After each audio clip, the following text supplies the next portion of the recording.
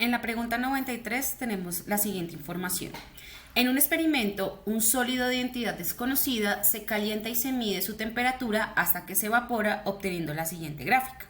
Entonces, pues en la gráfica podemos ver la temperatura versus el tiempo.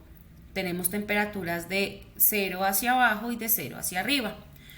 El estado sólido, líquido y gaseoso, efectivamente, pues si estamos haciendo un proceso de evaporación, pues debe haber un cambio de estado. Entonces, pues ya explico más a fondo esta gráfica, porque también nos dan una tabla para identificar el sólido. Se cuenta con los siguientes datos. Tenemos 4 sustancias, una temperatura de fusión y una temperatura de ebullición. Nos preguntan a qué sustancia corresponde el sólido inicial, es decir, a quién le pertenece esta gráfica. Antes de mirar cada una de las sustancias debemos conocer o recordar lo siguiente. Primero, cuando hay un cambio de estado, esto no se considera un cambio químico o una reacción química o una transformación de una sustancia.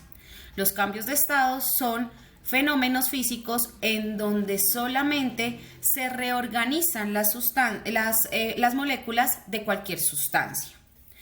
Si nosotros observamos la gráfica empieza desde menos 40 grados Celsius, es decir, que es un punto de congelación y por ende está sólida la sustancia.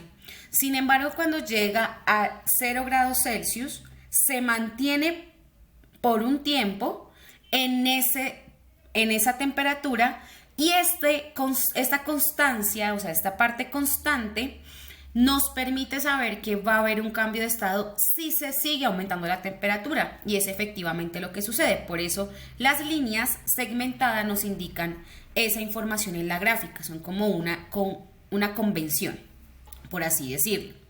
Si nosotros aumentamos más la temperatura, llegamos a 100 grados Celsius, y esta sustancia desconocida hasta el momento para nosotros, a los 100 grados Celsius, va a nuevamente permanecer en un lapsus constante para determinar si sigue aumentando la temperatura, evaporarse, volverse gas, o por el contrario, pues mantenerse y puede volver a ser sólido o mantenerse en líquido, ¿cierto?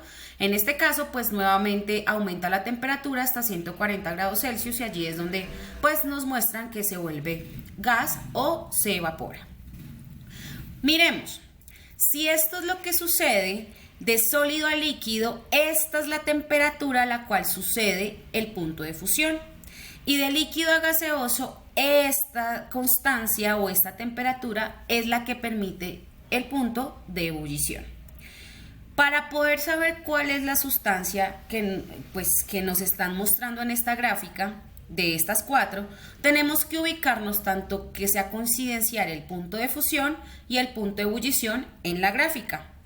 Observemos el benceno. Dice que la temperatura de fusión es 6, es decir, esta línea segmentada es la que me indica esa información, pero como vemos aquí esta línea se encuentra en 0 grados Celsius. Por ende, la temperatura de fusión del benceno no corresponde a la gráfica. Confirmemos con la temperatura de ebullición, dice 80, aquí nos muestran 100, por ende pues confirmamos que no es la sustancia a medir y analizar en esta gráfica. Miremos el agua me dice que la temperatura de fusión es 0 grados Celsius.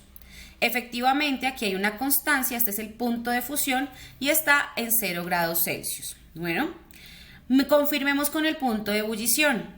Me dice que a 100 grados Celsius, aquí pasa lo mismo. Esta gráfica hasta el momento corresponde a la sustancia en cuestión, que sería el agua, ¿cierto?